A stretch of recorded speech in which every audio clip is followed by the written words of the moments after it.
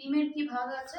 আচ্ছা আমি বলে দিচ্ছি, এটা এটা তোমার, হ্যাঁ এটা বাবার, হ্যাঁ এটা আমার, আর এটা ভাইয়ের।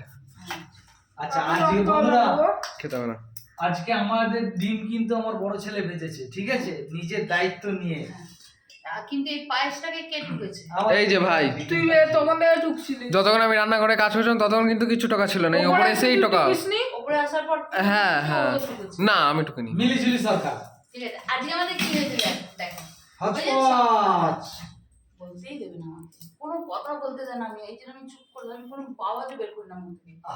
সকাল থেকে বৃষ্টি হচ্ছে, ওই জন্য পেট ভরে রুটি রুটি খেয়ে নিয়েছিলাম। তখনই বলেছিলাম যে ভাত করবো, ইচ্ছে করছে না ভাত খেতে, খিচুড়ি খেতে ইচ্ছে করছে।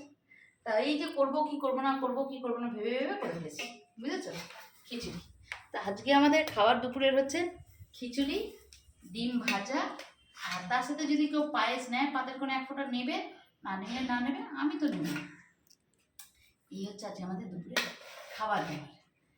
আবার বৃষ্টি এলে 4:45 বাজে। আমি কিন্তু খেতে দেবো বলছিলাম, তোমরা বলছিলে ওই রুটি মুটি খাওয়ার পর এখনো অব্দি খিদে হয়নি, খিদে হয়নি। ও দাও খাই খাই খাই খাই খাই, খুব জোর খিদে পেয়েছে, ওয়েট করবো না ভাই আর। কোনটা বাবার? এটা হ্যাঁ নাও। ও আগে আমায় দিচ্ছে, আগে ওদের দাও। ও দিয়ে দিচ্ছি। ও একটু চলো পাতা। হ্যাঁ।